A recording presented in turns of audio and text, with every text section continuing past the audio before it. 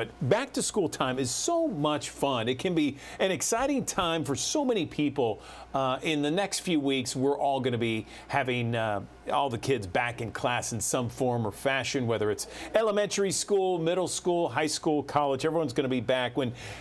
The problem is when it's not fun and when it's not enjoyable, it can lead to anxious moments, perhaps times of depression and that sort of thing. And so there are 7 tips out there to prepare your child mentally for going back to school. Let's bring in Ashley Mills.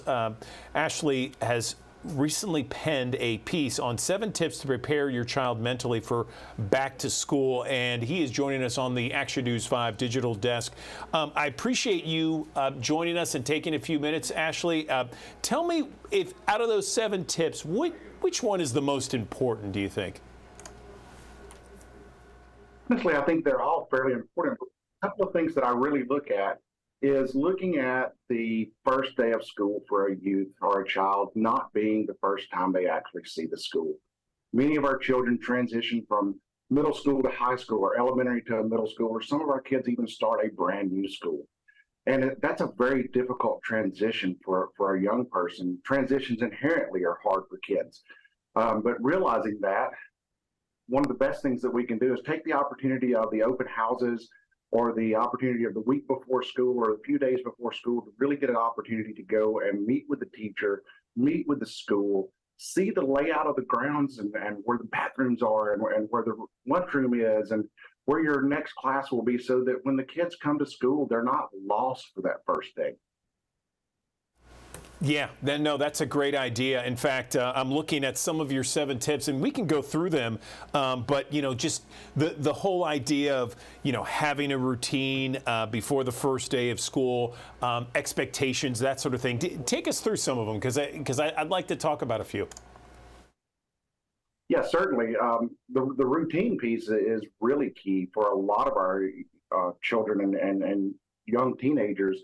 We've spent an entire summer where we've slept late, we've gone to bed late, and now we're trying to get back in the routine of 6 o'clock in the morning becomes a normal wake-up time. And I don't know about you, but my brain doesn't function well at 6 o'clock in the morning. And so now we're asking kids to get back into a routine of where you have to get up and eat and get ready for school and rush off to school and be ready to go. And so making sure that you're back into a routine of normal bedtime and getting the rest that you need. The other piece that you had mentioned was just looking at the academic side of it and remembering where some of the strengths were from the previous year and maybe even some of the areas that you struggled. And having the parents be able to reach out to the teacher and create that line of communication back and forth between themselves and the teacher, because learning is not just on the shoulders of the child. It really becomes a role of the parent that they have to take on to ensure the success of their child. I like that. I also see on one of the lists, the school supplies that they need for class, and then, where they're going to school, as you mentioned, having that transition perhaps from elementary to middle or middle to high school, that sort of thing, can be, an unfamiliar thing, can add to that anxiety. And then, having that dialogue with not only the student, but also having the dialogue with the teachers. That's so important. And you see that in some school districts, and some you wish those school districts had more of that parental involvement, right? You really do. And although I would love to say that it's the responsibility of the school to set that time and to really create that opportunity for the dialogue between the parent and the teacher, I really think that we as clinicians and we as parents really take the opportunity to be an active learner with our child. It's difficult because of work schedules and time availability. And once the school season starts, it's hard for a teacher to have that break period that might be equal to that of the parent. But it's so important for the parent to understand that it's their role as well to be an active participant in their child's learning. At what point, Ashley, do you see kids having maybe the most anxiety? Is it elementary to middle? Is it middle to high school? Is it maybe some other time? I think the anxiety just plays itself differently. For your elementary kids looking at that kindergartner or the pre-K kid going to school for the first time, they're finally going to get to have new friends and new social interactions. But that's also a very scary time because there's new adults in their life and there's unknowns. And then you get to middle school and our earlier elementary and then move into middle school where classes begin to change. And am I going to make it to the right class? And the other piece, unfortunately, with that comes with school is some of the social media presence. As our kids go into the middle school age, they are going in not only really trying to find themselves academically, but also socially.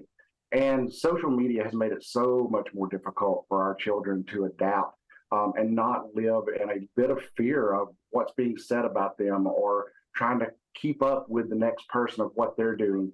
And then as you get into high school, certainly you've got the pressures of social media, but you also have the pressures of I've got to do well because college is coming. And so I think that to say that one's more difficult than the other probably is not what I would consider to be a fair statement.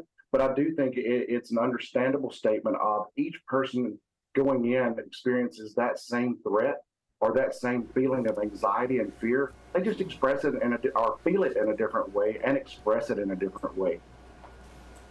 Yeah, no, I agree with you. And gosh, you're 100% right on the social media aspects. I just dropped off our youngest in college, and I can remember our oldest. So I have a son and daughter, and she went on and on about social media. I remember picking her up in middle school, and she would just be in tears. And I was like, "Did you have a bad day?" She goes, "No, I didn't have a bad day, but social media is so mean."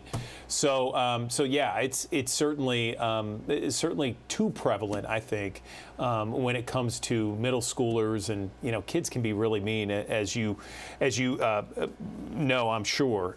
What else? Anything else we can touch on that you feel's important that maybe parents, students can talk about before that first day of school? Yeah, one of the things that's really important is for a parent to sit down with their kid and just ask them, what are you concerned about going into this year? What are you excited about going into this year? Really trying to build school up as this exciting moment for them and an opportunity for them to grow emotionally, educationally. But again, I go back to the piece of the parent and taking that active role with the youth and really helping them feel comfortable and get excited and know that they're supported when school actually starts back.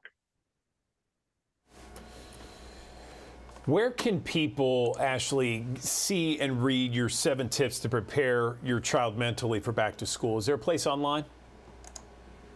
Yeah, we have it posted on the Youth Villages website.